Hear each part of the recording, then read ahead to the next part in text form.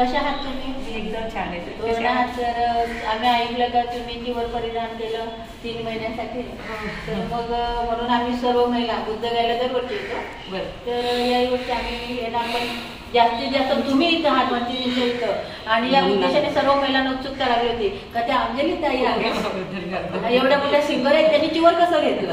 तर त्यांना जाणून घेण्याची इच्छा होती का आम्हाला जाणून घ्यायचंय काय तुम्ही चिवर कसं घेतलं, कशासाठी घेतलं, आणि तुम्हाला काय अनुभव आला. अनुभव तो खूप काही आला, कारण की ही दुनियाच वेगळी आहे आपल्या दुनियापेक्षा, आणि आपल्या नॉर्मल दुनियापेक्षा, उपासकाच्या जीवनापेक्षा माझं जे गायकी क्षेत्र आहे त्याच्यापेक्षा आणि ह्या जीवनामध्ये खूप जमीन आसमानचा फरक आहे. कारण ही दुनिया एक वेगळी दुनिया आहे. म्हणून तर हर एक कोणी येणं चाहत नाही ना या दुनियामध्ये, नाही का. नाही तर प्रत्येकानं घराघरात बायांना चिवर बघा, बुद्धाला फॉलो करतात, धम्माला फॉलो करतात, संघाला फॉलो करतात, बाबासाहेबाला फॉलो करतात बऱ्याच लेडीजा, पण चिवर घेऊ शकत नाही का. नॉर्मल गोष्ट असते तर कोणी घेतलं नाही, नॉर्मल गोष्ट नाही. आता तुम्ही एक एवढा उपासक आहे म्हणजे मी तरी तुम्हाला पाहिल्यानंतर एक मला असं वाटते की तुम्ही खूप जास्त बुद्ध धर्म संघाला मानणारे लेडीज आहे, बरोबर ना. आणि तरी तुमची हिंमत झाली का चिवर घेण्याची? नाही, एवढं पॉसिबल नसते. एवढं साधं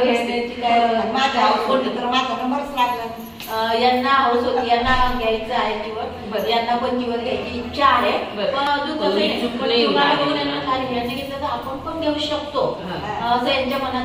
तुम्ही जेवढ्या जणी आहे की नाही, पुढच्या वर्षे वाचला पुन्हा मी तुमच्या सोबत घेईन, सगळ्या जणी घेऊ.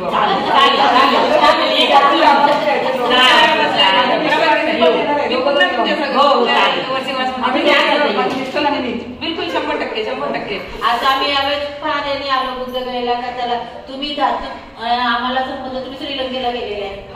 तर आम्ही तिथे मी म्हटलं का आता तोपर्यंत आलं तर बरं, आमचं रिझर्वेशन होत नव्हतं, आमचं तिघांचं झालेलं, आणि मग यांचं होत होतं. यांनी एजंट कडून आम्ही 12,000 रुपये दिले, एसीचे 12,000 रुपये दिले दोघांना आम्हाला यायचंच आहे. आणि शेवटी ते दोघंही आलेत, आणि इथं आल्यानंतर भोजन दानपाठीचा तुम्हाला भेटून सगळ्यांना आनंद झाला का. खास करून आपण जे आपल्या भीमाची जी मागील म्हणत आहे तिला प्रत्यक्ष या वर्षामध्ये बघायचं, जी बुद्धपुत्री झालेली आहे तिच्यात काय परिवर्तन खूप झालेलं आहे. सगळ्यात महत्वाची गोष्ट तर तुमचं खूप खूप धन्यवाद की आज तुम्ही डॉक्टर बाबासाहेब आंबेडकर यांचे सुपुत्र यशवंत उर्फ भैयासाहेब आंबेडकर यांचा आज तुम्ही स्मृती दिनानिमित्त आज तुम्ही एवढं मोठ्या भिक्खूंना भोजनदान दिलं. तर खूप म्हणजे आनंद झाला मला की प्रत्येक महिलांनी असं करायला पाहिजे, प्रत्येक उपासकांनी, नाही का.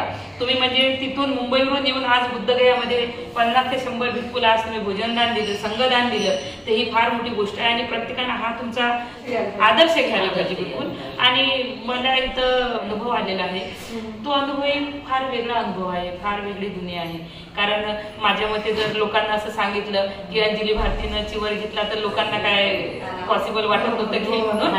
पण 2 वर्षापासून मी जेव्हापासून बुद्धगयाला येत आहे त्यापासून असं एक कुठंतरी माझ्या मनाला असं वाटत होतं की आपण समाज प्रबोधन करतो, समाजाला आपण सांगतो गाण्याच्या माध्यमातून, प्रबोधनाच्या माध्यमातून. आम्हाला वाटला म्हणजे इतकं चांगलं गाणं रडत होतं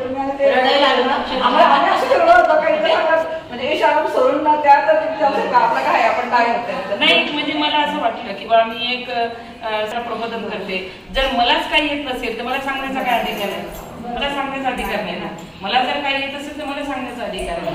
म्हणून मग मला असं वाटलं की मी याच्यामध्ये घुसून याच्या आतमध्ये जाऊन बघावं. भंतीजी लोकांच्या बाऱ्यामध्ये काय काही उपासकांच्या फार वाईट भावना आहे, चांगले विचार करत नाही. भंतीजी अशी आहे, भंतीजी तशी आहे, तर ते म्हणणे पाण्यात पण असं नाही. भंतीजीचं असं आहे कभी एसी में जाते कभी फर्स्ट में जाते, वक्त आने पे पलक फरक हो जाता है की नाही. हे पण मी तुम्ही एवढे छान गाता, आणि तरी सुद्धा तुमची काय इच्छा झाली की बाबा मी हे चिवर घ्यावं, आणि त्यातून तुम्ही म्हणता की मी पुढे प्रबोधन करणार आहे. म्हणजे तुझ्यासाठी तुम्हाला अभ्यासही भरपूर करावा लागेल, आणि त्यातून खरंच प्रबोधन करणार आहात का तुम्ही? प्रबोधन करायचं आहे ही एक दुसरी गोष्ट. समाज जो माझा विखळलेला आहे, बाबासाहेबांना डॉक्टर बाबासाहेब आंबेडकरांना 1956 मध्ये आम्हाला धम्मदीक्षा दिली. आता एक पिढी होईल ह्या 56ला, पण तरी सुद्धा आजही आम्ही नावाचेच बुद्ध आहोत. आजही ओरिजिनल महारच आहोत, अजूनही बुद्ध झालोच नाही. तर मला कुठेतरी असं वाटलं की चलो बुद्ध की वो, एक कोणीतरी सुरुवात करायला पाहिजे. मग कोण सुरुवात करेल? एक ठामपणे उभा कोण राहील? जे चांगलं, ज्याला लोक चाहतात, ज्याला लोक फॉलो करतात. नॉर्मल लेडीजला तुम्ही घेतलं असतं तर कुठे तुमचे व्हिडिओ व्हायरल झाले असते, लोकांना काय माहिती झालं असतं? तुम्ही घेतलं असतं, कुठे झालं असतं? एक मोठ्या व्यक्तीनं कोणतरी लेडीजने घेतलं पाहिजे आणि ते सुरुवात करायला पाहिजे की चलो बुद्ध केवळ. तर करणार कोण सुरुवात? मग मी विचार केला, खूप विचार केला. मी याचा 2 वर्ष विचार केला की मला असं वाटतं कुठून तरी सुरुवात झाली पाहिजे. सुरुवात करेल कोण? मग हा सुरुवात करेल, तो सुरुवात करेल, हा विचार केल्यापेक्षा मी हा विचार केला का आपण सुरुवात करायची. आपण सुरुवात करायची. जर आपण प्रबोधन करत असेल समाजाच्या समोर, लोकांना बुद्ध सांगत असेल, जर मलाच काही माहित नाही बुद्धाचं, तर मी तुम्हाला काय सांगू? मला जाणून घ्यावं लागेल ना. म्हणजे कारण आमचा बाकीच्या धर्मासारखा धम्म नाही आहे. धर्म नाही की उचलला पाय इथून आणि मुंबईमध्ये ठेवला तर हे लोक होच म्हणतात. बुद्धगयातून लवंगा फेकल्या, नागपुरात माझ्या हातात पडल्या तर हे लोक होच म्हणतात. आपलं आहे का तसं? आपलं दिवस बाय, तारीख बाय, वैसेवार, जागा कुठं आहे ते सगळं सांगावं लागते. कुठं बाबासाहेब कोण्या तारखेला कुठे गेले. आणि भगवंताचं पण तसं. जरी 2000 वर्ष 2500 वर्षापूर्वीचा धम्म असेल तरी सुद्धा आजही आपल्यासाठी जिवंत धम्म आहे तो. बरोबर. आजही त्यांचं कुठं बाबासाहेब भगवान बुद्धानं कुठं काय केलं, भगवान बुद्धानं किती हप्ते कुठं बितवले, भगवान बुद्धानं कुठं काय केले, बरोबर की नाही, हे आपल्याला अजूनही आमच्या लोकांना काहीच माहित नाही. आम्ही काय करतो, गायक लोक ह्या ताईचा ट ऐकतो, तुमचा म ऐकतो, तिघाचे मिळून एक नाव करतो आणि लोकांसमोर सादर करतो. म्हणजे हे कुठंतरी चुकीचं होत आहे मला असं वाटलं. हे समजलं बरोबर की नाही. धर्म आम्ही कुठेतरी चांगलं, लोकांना आम्ही चांगल्या रस्त्यानं न वळत आम्ही वाईट रस्त्यानं लोकांना नेत आहोत, चुकीचं त्यांना मार्गदर्शन करत आहोत. मग कुठेतरी आम्ही त्यांना सही मार्गदर्शन कसं करू? ज्या अर्थी आम्ही सही होऊ, ज्या वक्ती आम्ही त्याचं आचरण करू, ज्या वक्ती मी त्याचं आचरण करेल, तेव्हा मी कधी लोकांना सांगू शकेल नाही बा ही गोष्ट एवढी साधी नाही, तेवढी जेवढी तुम्ही समजता, असं मला त्यांना सांगता येईल. म्हणून त्या हिशोबाने मी विचार केला की सुरुवात करून मी पुढच्या वर्षवासपर्यंत 100 ते 150 महिला माझ्यासोबत बुद्धगयामध्ये येऊन वर्षवासमध्ये 3 महिन्यासाठी वर घेतील. त्याच्यामध्ये शाळेत तुमचाही नंबर असेल आणि तयारीत त्यात तुमचाही नंबर असेल. कारण मला तरी असं वाटते की जीवनात प्रत्येक बाईने, प्रत्येक माणसाने एक वेळा तरी चिवर घ्यावं. कारण आता तुमच्या मुलाला मुलगी बघायला आली, मुलीला मुलगा बघायला आला, तर आपण सगळ्यात पहिले विचारतो की किती शिक्षण आहे, नोकरी काय आहे, आणि नंतर मुलगा मुलगी विचारते तुझ्या जीवनात कोणी आहे का, मुलगी विचारते तुझ्या जीवनात कोणी आहे का. त्याच्यापेक्षा सगळ्यात पहिले आपल्या मुला मुलीने विचारलं पाहिजे भेटला होता का. ही पद्धत झाली पाहिजे आपल्या समाजामध्ये. मुलीनं मुलाला विचारलं पाहिजे तू चिवर घेतला होता, किती दिवसाचा घेतला होता, 2 महिन्याचा, मी 3 महिन्याचा घेतला होता, मी सिनियर आहोत तुझ्यापेक्षा. ही सुरुवात झाली पाहिजे कुठून तरी. आणि ही सुरुवात मी एकटी करू शकत नाही. जेव्हा पूर्ण समाज माझ्यासोबत राहील, तुम्ही माझ्यासोबत राहाल आणि तुम्हाला असं वाटेल की ही सुरुवात झाली पाहिजे, असं जर वाटत असेल तरच ही सुरुवात होणार आहे. हा. आणि याच्यानंतर तुमच्या मुलाचे मुलीचे लग्न झाले, कोण्या विहारात तुम्ही तिच्या तिथं नेता, आम्ही विहारातच नेलो होतं, आम्ही इच्छा इथं दीक्षाभूमीलाच गेलो बाई. नाही, लग्नात 4 पक्वान करायच्या जागी 2 पक्वान करा. लग्नामध्ये 50,000चा बँड ठेवायच्या ऐवजी 30,000चा बँड ठेवा. पण बुद्ध द्यायच्या तिकीटा काढा, कोरा जोडायचा बोलत करायला आणा. तुम्ही सर्वात पहिले सर्व लोकांना सांगतो आम्ही, तुमची गरिबी जरी असेल ना तरी तुम्ही येऊ शकता. अंधश्रद्धेतून बाहेर काढण्याचा तुमचा उद्देश आहे. बिलकुल. आणि जेथपर्यंत ते इथं येतील नाही. आता इथे पण तुम्हाला माहिती आहे इथं सगळे हिंदू लोकांचा कब्जा आहे, बरोबर. ते काय करत आहे त्यांच्याकडे लक्ष देऊ नये.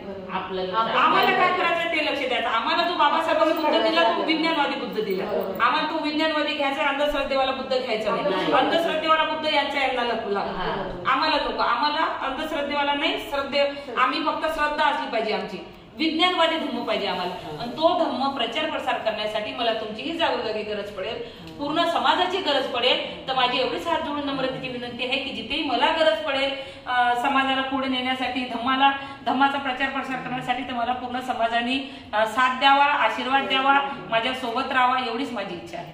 ज्या दिवशी तुम्ही चिवर घेतलं मी युट्यूबवर बघितलं तर काही माझ्या नाशिकच्या पण मैत्रिणी आम्ही त्या औरंगाबादच्या पुढच्या गावच्या आहेत. आणि जसे ताई त्यांच्या माझं रिलेक्शन तसं त्यांचं पण आहे. तर त्यांनी इथं केलेलं आहे. तर मी काय बोलले, ताई माझी खूप इच्छा झाली अंजली भारती त्यांनी चिवर घेतलं. त्या म्हणे मग तुमचा काही मन अटकतं का? तर म्हटलं हा मला तर वाटते जावा म्हणून. पण त्या कधी गेल्या माहिती मी आपले हे नाही ना, मी शिकलेली नाही म्हटलं तर ऐकलं. तर त्यांनी मला कोणत्या तरी भंतेचं नाव सांगितलं म्हणे, ते तर पुढे शिकलेले ते, पण लिवण्यापेक्षा तुमच्या डोक्यात जास्त बसणार नाही म्हणे. म्हटलं मग भालराव गुरुजी म्हणतात का जातीस का, तुझं लगेच देतो मी रिझर्वेशन करून. म्हटलं नाही पण कसं जमल, पण ताई तुम्ही पण जर असाल ना तर पुढच्या वर्षी नक्कीच आपण जाऊ आणि नक्कीच आपण म्हणजे त्यांनी पण बसलेल्या आहे इथं त्या. आणि मग आता ताई म्हणतात ना पुढच्या वर्षी समजा तुमची परीक्षा आहे तर आम्ही जरूर येऊ.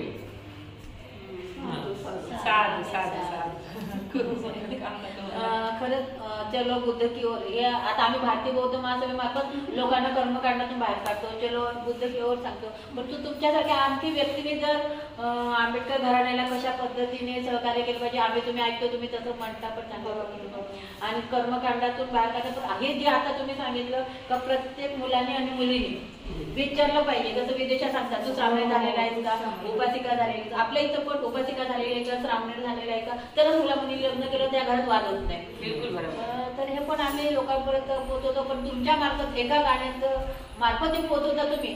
ज्यावेळेस चोर परिधान केलं बुद्धपुत्री होताना बोधिवृक्षाखाली, त्यावेळेस त्या गाण्यातून अक्षरशः डोळ्यातून अश्रू आले. ते बघून ना ते तुमच्या शुगर काढताना आणि बघून अक्षरशः रडायला आलं. तुम्ही पण रडत होता, आम्हाला पण त्यावेळेस वेगळंच हे झालं. ऍक्च्युली मी चिवर फार आनंदाने घेतलेली आहे. पण आनंद म्हणजे बाकीचे जे होते की नाही ते थोडंसं इमोशनल पाहून इमोशनल झालं. माझ्या घरी ना चर्चा झाली म्हणजे तुमचा व्हिडिओ बघून. ज्यावेळी तुम्ही चिवर परिधान करत आहात त्यावेळेस ते गाणं म्हटलं सर्व शृंगार काढताना ते, तर ते बघूनच एकदम डोळ्यातून अश्रूच आले का. एक आपली महिला आहे परंतु आपण केसांना किती महत्व देतो. मुंडण नको नको, पण मात्र त्यावेळेस त्या गाण्याने इतकं सुंदर पद्धतीने बोललं, अरे कसं खरं हा त्याग आहे. चलो बुद्ध की ओर हा खरा त्याग आहे. आपण लोकांना सांगतो चलो बुद्ध की ओर, आता 8 गोल्डन मार्ग सांगतो, पण तू ज्यावेळेस स्वतः परिधान करतो तो मार्ग वेगळा असतो. तर या पद्धतीने म्हणजे तुमचं ऍक्च्युली तसं चिवर घेतला त्यापासून थोडी इमोशनल झालेली आहे. थोडं मन असं नाजूक झालेलं आहे माझं आणि थोड्या थोड्या गोष्टी लगेच डोळ्यात पाणी येते. जेव्हा की लोक म्हणतात की चिवर घेतलं की मोहमाया गेली पाहिजे, पण हे जे बाकीचे सांगतात ते सगळं उगीच सांगतात. मोहमाया लगेच जात नाही, कोणाचीच मोहमाया एवढी जात नाही. मला 1-1.5 महिना झाला माझी ज्यांनी 20-20 वर्ष झाले त्यांची मोहमाया नाही गेली, बरोबर की नाही. मोहमाया एवढ्या लवकर तुटत नसते. मोहमाया त्याच व्यक्तीची तुटते जो ओरिजिनल अर्हत झालेली असतात, त्यांची मोहमाया बिलकुल नसते. बाकीची कुठलीही जरी तुम्ही म्हणा तर थोडी बहुत मोहमाया सगळ्यांना राहते, बरोबर. आता मोहमाया म्हणजे जरुरी नाही की रक्ताच्या नात्याचीच असली पाहिजे. आता तुम्ही आले इथं 4 दिवस माझ्यासोबत राहिल्या, आता तुम्ही उद्या जा, मी इथे एकटी राहील, मी खाली उतरेल ना मला तुमची आठवण येईल, ही मोहमायाच झाली. म्हणजे का तुम्ही माझ्या हाताची नाते आहे का नाही, पण एक जे कोणाची जी आदत पडलेली असते ना ते लवकर जात नाही. आता कसं मी रोज उतरले की मला तुम्ही खाली दिसता ना, सगळ्या वंदामी माताजी नमो बुद्धा, आणि आपल्या इकडच्या वरतून आणि मी निघून जाते. आता दुसऱ्या दिवशी जेव्हा तुम्ही राहणार नाही, मी खाली उतरेल तर मला ती पूर्ण खाली दिसेल ना, तर मला तुमची आठवण येईल. आता ही मोहमाया झाली. म्हणजे कोणाची तरी आपल्याला आदत पडली बा, तर ते जायला थोडा वेळ लागते, जाते धीरे धीरे पण वेळ लागते त्या गोष्टीला. तर आता जे लोक म्हणतात की काही लोक कमेंट करून मोहमाया गेली पाहिजे, इतक्या लवकर मोहमाया जात नसते, बरोबर की नाही. कोण काय तू खाल्ल्यानं रूप येत नसते आणि मी काय चिवर घेतल्यावर अरज झाली नाही की माझं सगळं जाईल. भगवंताला 6 वर्ष लागले, बरोबर. मी 6 महिने नाही ठेवलं, बरोबर की नाही. तर सगळे जे म्हणतात हे सगळं अनित्य आहे, काहीच नाही जीवनामध्ये. फक्त आपण माझं करतोय आणि आपण म्हणतो रडू नाही, रडलो पाहिजे. जर तुम्हाला कोणा दुःखाच्या वेळेस लढत असेल, सुखाच्या बाबतीत लढत असेल तर तुम्ही रडा. तुमच्या जे रडतो ना आपण, ते आसू जे जातात ना आपले, त्याच्या जरियानं आपल्या मनावरचा भार, आपलं दुःख सगळं वाहून निघून जाते. म्हणून जेव्हा वाटलं आपल्याला की नाही, मला एखादं खूप असं भीती वाटल्यासारखं होते, आपल्याला मनामध्ये नाही का खूप असं घाबरल्यासारखं होते आणि ते आपल्या अश्रूच्या जरिया निघते, ते बरं आहे. नाही तर तुमच्या छातीतली गडबड होत आहे आणि जर तुमच्या डोळ्यातून अश्रू नाही निघाले तर तुम्हाला अटॅक येण्याची शक्यता आहे. म्हणून मला फार चांगल्या विद्वान व्यक्तीने सांगितलेलं आहे की तुम्हाला रड येत असेल, तुम्हाला कधी कधी अंग थरथर कापते, आपली एखादी काही मोठी गोष्टी होते, अरे बापरे आता असं झालं, असं होईल का आता, तर आपल्याला एकदम इतकी आहे ना चेलबिचे. तर त्याच्यामुळे काय झालं, जर रड आला नाही तर तुम्ही अजमावून बघा. जर तुम्ही रडल्या तुमचं मन हलकं होते. कोणी मरू द्या आपल्या घरचं, जोराने आपण थोडंसं लढू द्या, आपण मग नंतर शांत होतो. पण तिथपर्यंत आपल्याला असं वाटतं कसा काय मेला, बरोबर की नाही. म्हणून रडणं वाईट गोष्ट नाही.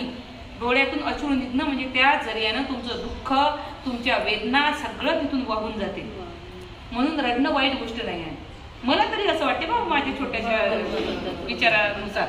आता बाकीच्यांना काय वाटते, प्रत्येक आपापले विचार आपापले. आम्हाला तर म्हणतातच की असं झालं तर रडूच नाही, शांत रडल्याने भावना बाहेर पडतात. हा, तुमच्या भावना बाहेर पडतात. ही माझी लेक आहे प्रज्ञा खराटे, मलकापूरहून आले खास. हो काय. आणि ही माझी मीनाक्षी खराटे, वा, वा, वा. तर ह्या पण मलकापूरहून खास तुमच्यासाठी आले. अरे आपल्या भंतेजींच्या विहारामध्ये त्या एवढ्या मोठ्या सिंगर आहेत, मग आपणही तिथे गेलो. तुमच्याबद्दल खास करून तुमच्याकडे आम्ही आलो, कारण का 3 महिने बघा, बोलता बोलता यांच्या डोळ्यात पाणी आलं, आहे की नाही. म्हणजे मला त्या दिवशीच पण आलेलं. हे काय होय माहिती का, हे असं मनात ही आज जगते तू नाही आणि ज्या दिवशी तुम्ही चिवर घेतला त्या दिवशी मला म्हणजे माझी पुतणीची मुलगी सांजीने मला व्हिडिओ पाठवला की असं, आणि ते गाणं होतं हे गाणं ना, तर ते छोड़ के गाणं डोळ्यातून आपोआप पाणी आलं. छोड़ के सब कुछ मैं बुद्ध की ओर. आमच्या घरात पण सगळे माझी सून बोलायला लागली काही असंच बघा, तुम्हाला मी सगळे व्हिडिओ काढून दाखवते. तिने मला दाखवले तर आमच्या घरात चर्चा आली, बोले बघा इतक्या म्हणजे चांगल्या सुपर बोल काय का त्या जर सोडून जाऊ शकतो सगळा आणि आपण काय नाही, आपण आता काहीच आहोत त्यांच्या समोर काय नाही होत.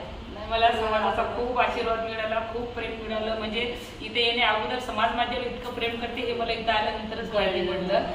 म्हणजे कमेंटच्या माध्यमातून, मला जे फॉलो करतात त्या माध्यमातून मला आज म्हणजे माहिती पडलं की खरंच माझा समाज मला किती हे करते. आणि त्यांच्यासाठी मी हे जे केलं ना, मला असं वाटतं मी काहीच नाही केलं, अजून मला भरपूर करायचं आहे. हे जे मी केलं ना, लोकांना वाटते मी त्याग केला, तुम्हाला वाटतं मी त्याग केला. कारण आपल्या याच्यातला एक आता तुम्हाला तुमच्याकडे कोणाचे नंबर पण नाही, तुम्ही कोणाच्या व्हॉट्सअपला पण नसाल समजा. आता माझ्या पण नव्हत्या, पण बघा ताईने ठेवलं, मी लगेच म्हणजे त्याच्यावर काय म्हणतात क्रीम शर्ट मारतात लगेच. मी प्रत्येकाने ठेवले तुमचे व्हिडिओ, प्रत्येकाने तुमचे आदर सत्कार केला. म्हणजे कसं तुमच्यापर्यंत आता आम्ही इथं येऊन पोहोचलो, पण उशिरा आलो ना, पण तेव्हापर्यंत तुमची घरची मंडळी होती ना तुमच्यासोबत. माझा मुंबईला भाऊ राहते, मला त्याला भाऊ बोलते मी, तो माझी दीदी खूप म्हणजे खूप एवढं मोठं करायला खूप काळीज लागतो. कारण मी कोणालाच सांगितलं नाही, सगळ्यांना सस्पेंड केलं, अचानक केलं. मी ते गाणं पण रेकॉर्डिंग केलं ना मी, तर त्यांना मी सांगितलं नाही, कारण त्यांनीच ते गाणं रेकॉर्ड केलं. तर मला बोलली की दीदी मी एकटे लिहून घेतलं ते जची राहायची वर मुझको ज्ञानची कली केली. तर ते मी त्यांना म्हटलं पप्पा मला एक पुन्हा हे असं लिहून द्या म्हटलं रेकॉर्डिंग करता करता. तर मग तो काय म्हणते मला, दीदी तू तर असं लिहित आहे म्हणजे जशी काय चिवरच घेणार. अरे घेणार आहे म्हटलं भविष्यात कधीतरी, पण मी सांगितलं नाही की मी इथून गेल्यावर लगेच घेणार म्हटलं कधीतरी, म्हातारपणी घेईल म्हटलं, 60 वर्षाच्या नंतर घेईन, पण घेणार आहे. बरोबर ठीक आहे म्हणजे, पण त्यांना पण मी सांगितलं नाही की मी घेणार आहे म्हणून. कारण मला असं वाटलं की कुठेतरी माझं मन चेलबिचेल नको व्हायला कोणाला सांगितलं तर. जे आपण ठाम विचार केला तो ठाम विचार करायचा. म्हणून मी घरी फक्त 2 लेकरांना माहिती होतं की मी चिवर घेणार आहे. ते पण त्यांच्या संग खोटं बोलून घेतलं की फक्त 15 दिवसासाठी किंवा 1 महिन्यासाठी घेते म्हणून, पण मला वर्षवासमध्ये घ्यायचं होतं पूर्ण. हा, ते नाही म्हणतील बा म्हणून. आणि मग त्यांनी पण मला सपोर्ट केला, इथं आली माझ्यासोबत, स्वतः त्यांच्या हाताने मला त्यांनी चिवर देताना बघितलं, छान वाटलं, मुलगी वगैरे सगळे. मग आता समजा या चिवरमध्ये तुम्हाला काय अनुभव आला, म्हणजे इथं जसं बनते लोक आहेत, नाही भंतेजी आहे, भंतेजी सगळे चांगले आहेत इथे, माताजी पण चांगले आहेत. आता बाया म्हटलं तर तुम्हाला माहिती आहे, बाया म्हणजे बायांमेन माताजीमध्ये कोणाच्या बायांचा काही भाग नसतो का? नाही, मातीची काळी ती बाई. इथे पण जे आहे ना बायांचं म्हटलं तर कुठे, म्हणून भगवान बुद्ध बायांना चिवर देत होते. जेव्हा महाप्रजापती किती दिवस त्यांच्या भोवताल फिरल्या, पण त्यांचा शिष्य आनंद त्यांना इमोशनल ब्लॅकमेल केलं की भगवान तुम्हाला आपलं स्वतःचं पोरग बाजूला ठेवून त्यांनी तुम्हाला दूध पाजलं आणि तुम्ही त्यांना प्रवज्ञा देणार नाही का. त्यांना तुम्ही इथं ते इमोशनल ब्लॅकमेल होऊन भगवंतांनी दिलं, तरी भगवंत बोलले की बायांना जर चिवर दिला, कारण भगवंत सम्यक संबुद्ध म्हणतो आपण भगवंताला. कारण 27 जे बुद्ध झाले ते फक्त अरहत झाले, सम्यक संबुद्ध नाही होऊ शकले. सम्यक संबुद्ध म्हणजे दूरदृष्टी, तर भगवंताला दूरदृष्टी होती. भगवंत बोलले तेव्हा की जर बायाला चिवर दिला तर आपला धर्म 5000 वर्षाच्या वर चालणार नाही.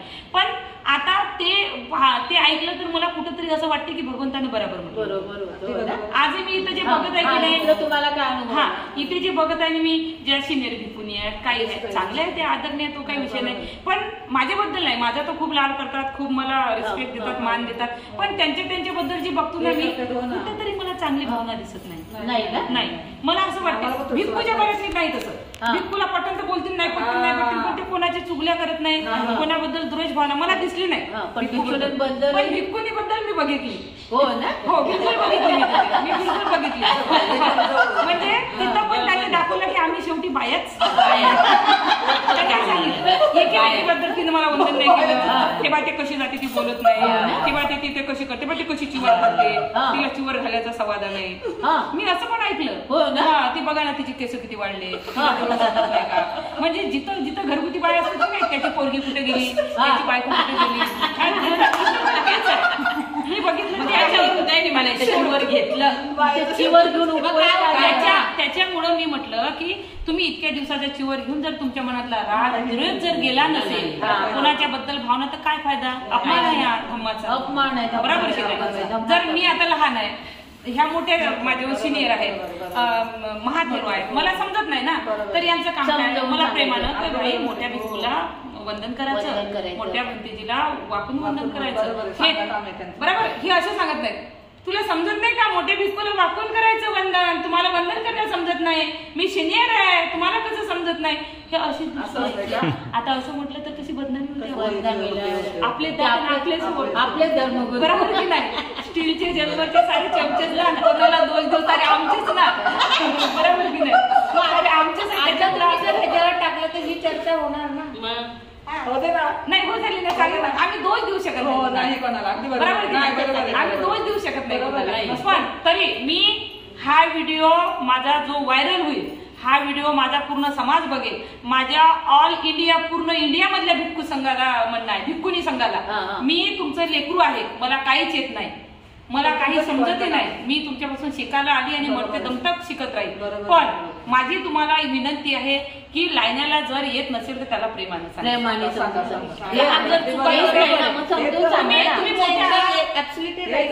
तुम्ही मोठे आहात, तुमचा रागवाचा अधिकार आहे, तुम्ही रागवलं पाहिजे, तुम्ही रागवा आणि त्याला जवळ पण घ्या, द्वेष मनात ठेवू नका. हे बरोबर आहे. माझं एवढं मत आहे की मी चुकत असेल ना, मला रागवा आणि थोड्या वेळा मला अरे तसं नाही आहे, मी सांगितलं की नाही भविष्यात आता तुम्ही चिवर, मला सांगा तू चिवर घेतलं बेटा, उद्या तुही माथेरो होतील, तुलाही लोक वंदन करतील नाही, तर ही पद्धत सगळ्याच्या प्रती असली पाहिजे. मला जवळ घेऊन सांगा कसं करा तुम्ही. हा मला त्या गोष्टीचा ऐसच झाला पाहिजे, अरे यार आपण कुठेतरी चुकलो. तुम्ही रागानं माझ्या संग राग आणि द्वेष मनात ठेवा, तर माझ्या मनात तुमच्याबद्दल चांगली भावना राहणार. आणि मी प्रत्येक भिक्खू संघाबद्दल, लेडीज असेल जेंट्स असेल, उपासकांच्या मनामध्ये, पूर्ण जनतेच्या मनामध्ये मी चांगली भावना निर्माण करणं चाहतो. तर माझं एक काम आहे, मी सांगितलं तुम्हाला, मी आंबेडकर विचाराची, बुद्ध विचाराची मी एक हमाल आहे, मी एक पोस्टमॅन आहे. माझं पोस्टमॅनचं काम असते या गावातून त्या गावात पत्र नेणं, हमालाचं काम असते या गोदामातून त्या गोदामात माल नेणं, ते मी हमाल आहे. माझं काम काय आहे? भिक्खूचा संदेश उपासकापर्यंत पोहोचायचा, उपासकाचा संदेश भिक्खूपर्यंत पोहोचायचा. भिक्खुकांना जर चुकत असेल तर त्यांना सांगा की आम्हाला असं कुठंतरी वाटते बा, नाही का? पण एका भिक्खूमुळं, एका भिक्खुनीमुळं तुम्ही हजारो भिक्खुनीला, हजारो भिक्खूला तुम्ही वाईट म्हणू नका. इथं खूप चांगले पण भिक्खुनी आहेत, पण दोन भिक्खुनी जरी, दोन भिक्खुनीच्या मनात जरी एकमेकाच्या बद्दल द्वेष असेल, तुम्ही महाराष्ट्रात आले, तुम्ही किती दिवस राहणार आहे? ते 2 दिवस. त्या 2 दिवसात तुम्हाला द्वेष दिसला, तुम्ही महाराष्ट्रामध्ये काय चर्चा नाही सांगा मला. चांगली चर्चा नाही. कोणी आली माझ्या समोर, काही गोष्टी अशा असतात की पडद्याच्या आड केल्या पाहिजे. तुम्ही बौद्ध विहारामध्ये जर मोठ्या टेम्पलमध्ये मला तुम्ही रागवताय, तिथं 4 लोक बघत आहेत, त्यांना माहित नाही ना मी ज्युनियर आहो की सिनियर आहो, ते तिकडे जाऊन काय म्हणतील, भिक्खुनी भांडणं करतात तिथे, तुम्हाला माहिती नाही कसल्या तिथं काय शिकायला जातात त्या. तिथं मी पाहिलं डोळ्यानं, एक भिक्खुनी त्या दुसरीला किती बोलत होती, तिथं त्या भांडणं करतात. काय चर्चा केली? ती चर्चा वाईट गेली की नाही? आणि ती आपल्या एक धर्मगुरूंची चर्चा जाते, बरोबर. आणि हे फार चुकीचं आहे. म्हणून माझी उपासकांना पण, भिक्खू लोकांना पण विनंती आहे की कुठलीही चर्चा सगळ्या भिक्खू लोकांमध्ये, उपासकामध्ये, प्रत्येकामध्ये असतेच ना, आणि असलं पाहिजे. थोडासा रुसवा फुगवा, ज्यांना आपण आपलं मानतो त्याच्याबद्दल रुसवा फुगवा असलं पाहिजे, पण द्वेष ठेवू नका, कारण आपण भगवंताचं जीवन अंगावर घेतलेलं आहे. मी हे जे बोलत आहे समजा, जर उद्या भविष्यात माझा व्हिडिओ लोक होतात हे आणि मी फटकारल्या तोंडाची आहे तुम्हाला माहिती आहे, मी जे बोलत ते खरंच बोलतो, बरोबर की नाही? मला पुन्हा माराच्या धमक्या देऊ की काय देऊ? आता कुठेतरी मला असं वाटलं होतं की मी अदर धर्माबद्दल बोलतो, मी कुठेतरी थांबावं, मी कुठेतरी काहीतरी शांत व्हावं, त्यासाठी पण मी ह्या चिवरचा विचार केलेला आहे. कारण दुसऱ्याचं मन दुखवायचं आपलं काम नाही. भगवान बुद्धानं कोणाचं मन दुखवलं का? नाही. आम्ही त्यांचे पाईक आहोत, आम्ही त्यांचे लेकर आहोत, बरोबर? आम्ही त्यांचा धम्म स्वीकारलेला आहे, आम्हाला त्यांच्या पावलावर पाऊल ठेवून चालावं लागेल. आम्ही कोणाचं मन दुखवणं, कोणाला वाईट म्हणणं हे आमचं काम नाही आहे. आपसामध्येही चुकलं त्यांना समजावून सांगा. त्यांच्याबद्दल तुमच्या मनात जे द्वेष निर्माण होते, हे द्वेष निर्माण करायला तुम्हाला धम्म इजाजत देत नाही. मग माझे सगळे दुश्मन जरी झाले तरी चालेल, पण मी बोलेल खरंच आणि तुमच्या हिताचं बोलते. मी वाईटाचं बोलत नाही. मी उपासकाबद्दल बोलेल, भिक्खूबद्दल बोलेल, ते माझे आहेत ना, माझ्या रक्तमासाचे आहेत ते. त्यांना जर माझ्यासमोर कोण वाईट म्हटलं तर मला जमत नाही, मला खपत नाही ते. त्याच्यासाठी मी सांगतो तुम्ही चुकू नका. समोरच्याची हिंमत नाही झाली पाहिजे तुम्हाला. अरे बरोबर की नाही? उपासकामध्ये परिवर्तन करायचं काम माझं आहे. उपासक जो वाईट नजरेनं पाहते ना, कारण भिक्खू काय साधी गोष्ट आहे का? किती कसे भिक्खू आहे ज्यांनी बचपनापासून चिवर घेतले. काही भिक्खू असे जे आईला आपले एकुलते एक त्या पोरांनी चिवर घेतले आणि पुरं जीवन आपल्या धम्मासाठी दान दिलं. तुम्ही गदे घोडे एकत्र कसे काय करता? जे पोटभरासाठी चिवर घेऊन राहिले त्यांना आणि यांचा त्याग तुम्ही एकत्र घेता का? चुकीचं आहे ना हे.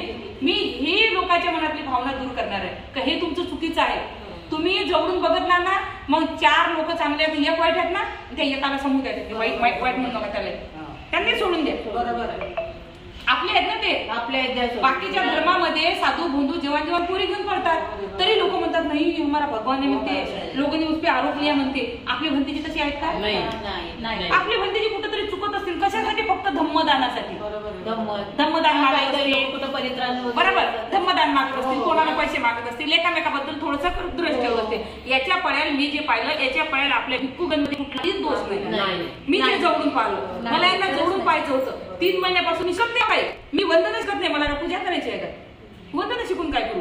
मी जाणून घेत आहो यांना, जवळून यांना जाणत आहो की तुम्ही अभ्यास पण नाही करत. नाही, मी मला अभ्यास करायची गरज नाही. मला भगवंतानं हे दिलेलं आहे, ते ऑर्डर्स माझ्या भरलेलं आहे. जे काही करायचं ते करतो, पण हे वंदन काम नाही आहे. त्याच्यासाठी नाही आली मी इथे. मी इथे जाणून घेण्यासाठी आली. खरा बुद्ध काय, खरा धम्म काय, खरा संघ काय, काय करत आहे आमच्या संघ. भारतातील भिक्षू संघ आणि समजा तुम्ही आता श्रीलंकात जाऊन आला तर श्रीलंकेचा भिक्षू संघ, त्याच्यात तुम्हाला काय तफावत? जमीन आसमानचा फरक आहे. हो ना. भिक्खू सारखेच आहे, भिक्खू सारखेच आहे. तिची भिक्खू तशी इथली भिक्खू असे, पण तिथं जो भिक्खू बद्दल आदर आहे, जो मान सन्मान आहे, तो आपल्या महाराष्ट्रात नाही ना.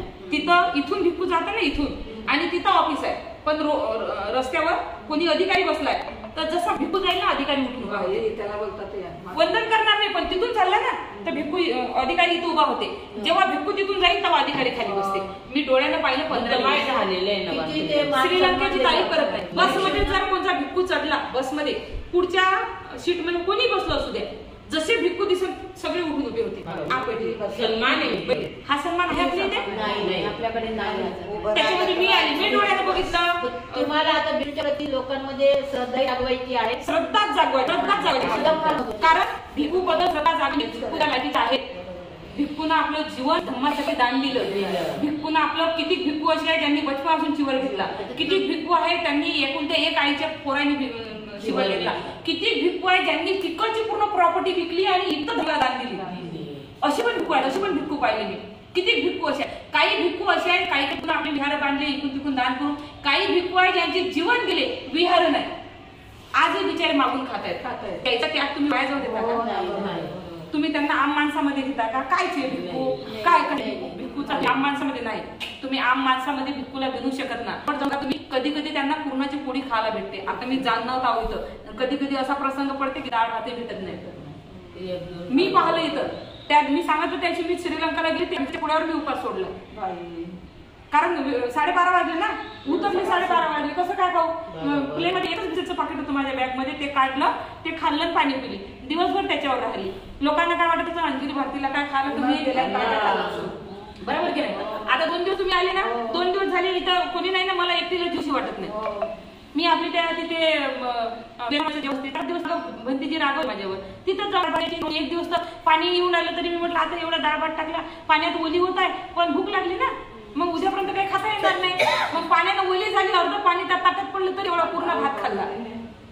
म्हणजे सांगायची गोष्ट अशी हे कमी खाल्लं ही काही मेहरबानी नाही. कधी कधी मला शरीराला भोजनाची भिक्खू लोकांचं हे बघून त्याग बघून खरोखर कधी कधी माझ्या डोळ्यात पाणी येते की म्हणजे मी आली इथे खायला कोणालाच कमी नाही आहे. बरोबर की नाही? पाण्याची बाटली मी भोगत आहे ना 3 महिन्यासाठी. त्यांना 30-30 वर्ष झाले. त्यांच्यावर किती उन्हाळी पावसाळे गेले असते. बरोबर.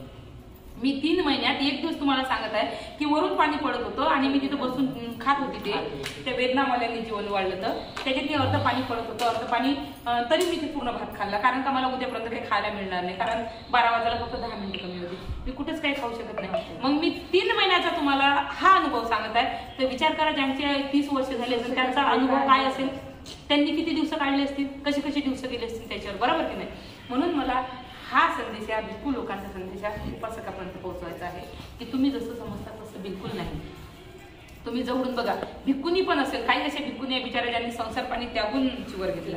काही भिक्खुनी अशा ज्यांनी लग्नच केलं नाही पण अजून चिवर घेतला. काही भिक्खुनी असे आहेत ज्यांनी आपलं जे काही होतं ते सर्व एकटाक केलं आणि इकडे आले. तुम्ही त्यांचं जीवन असं व्यर्थ कसं जाऊ देता? द्यायलाच पाहिजे. त्यांचं सोनं करा ना जीवाचं. त्यांना वाटलं पाहिजे ना नाही मी धम्मात आली माझ्या जीवाचं सोनं झालं. त्यांनी ते म्हणतील उद्या काय बाई फालतूच घेतलं माय मी, त्याच्यापेक्षा घर होतं दार होतं कमावून खाल्लं असतं तिकडे राहिली असती तर बरं झालं असतं. इथं लोक मला जगू देत नाही. असं झालं तर काय वाटत त्यांना तुम्ही सांगा. कित्येक जागे असे आहे लोकांना भिक्खू लोकांना विहार नाही. भिक्खू लोकांना विहार नाही. आपल्या उपासकांचे विहार आहे. विहार का उपासकांना राहण्यासाठी बांधले का?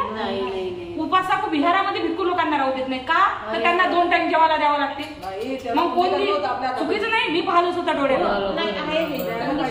मी डोळ्यानं पाहिलं. विहारामध्ये माझ्याही वस्तीमध्ये विहार आहे. किती वस्तीमध्ये विहार आहे पण तिथं भंतीजी नाही. का नाही की दर दिवस भंतीजीला 1 दिवस जेवायला बोलवा लागते. तिथं भंतीजी राहील तर मग प्रत्येकानं आपले जेवढे वस्तीतले 1-1 दिवस जेवायला बोलवायचं ना. मग त्यांना जेवायला कोण बोलवे? मग काय म्हणतात? उलट म्हणतात. हे सांगत नाही की आम्हाला जीव घालायला त्यांना कंटाळा येते. भिक्खू पाहिजे नाही म्हणते इथं. वगैरे ते टेन्शन होती म्हणते. ते पाहिजे नाही म्हणते. मग आपलं समजतात म्हणते इथं ते भिक्खू ते. आणि दुसरा आड घेतात त्यांच्यावर. कशासाठी? त्यांना एका टाइमचं भोजन द्यायसाठी तुम्ही त्यांच्यावर वाईट आड घेतात की भिक्खू लोक चांगले नसतात, भिक्खुनी चांगल्या नसतात. का असं? भिक्खूच्या सगळ्या तुम्ही माय बहिणी आहे भिक्खूच्या. बरोबर? भिक्खूनं तुमच्या डोक्यात हात खेळून जरी बोललं तरी तुमच्या डोक्यात का असे पाप येतात? मग तुम्ही पापी आहात का? तुमच्या मनात पाप येतात असं? भिक्खुनी जी आहे भिक्खुनी तुमची माय आहे. हर उपासकांची माय आहे. त्या भिक्खुनीनं जर कोण्या उपासकाला म्हटलं असं केलं तर तुमच्या मनात कसे का पाप येऊन राहिले? ती भिक्खुनी तर डोक्यावरच हात फेडते, ते लेकरासारखे फेडते. हे का लक्षात येत नाही तुमच्या? भिक्खुनी 20 वर्षाची जरी असेल तरी 80 वर्षाचा उपासक असून तो तिचं पोरगा आहे. पाया पडतो ना ते म्हणजे बरोबर की नाही? तुम्ही का असा विचार करत ना? म्हणजे तुमच्या नियता खराब आहे. तुमच्या नियता खराब आहे. तुम्ही त्या भिक्खुगणावर चितोडे उडवता. मग मला हे जागृत करायचं आहे. मी त्याच्यासाठी चिवर घेतलेला आहे. मला हे जाऊन बघायचं होतं चिवर म्हणजे काय. चिवर मध्ये खरोखर भेडीये लपले आहेत का हे बघायचं होतं मला. पण नाही, भेडीये लपलेले नाही चिवर मध्ये. सर्व धम्मासाठी गैरसमज आहे. धम्मासाठी जीवदान करणारे, धम्मासाठी प्राणदान करणारे, धम्मासाठी आपलं सर्वस्व दान करणारेच लोक आहेत. कोणी भेडीये नाही आहे याच्यामध्ये. 4 लोकांमध्ये तुम्ही 400 लोकांना कसं काय गिनती करत आहात तुम्ही? 4 लोक सोडून द्या ना. 4 लोकांचं तुम्ही त्याच्यामध्ये घेऊ नका. मी ते लोकांपर्यंत पोहोचवण्यासाठी इथं आलेलो. चिवर घेणं कारण माझं हेच होतं. आपल्या महाराष्ट्रात तर बिलकुलच भिक्खू लोकांचा आदर नाही. भिक्खू तिथं दिसला तर अंदर जातात ना पोराला सांगतात हे सांग माझे पप्पा घे. जिथं गाव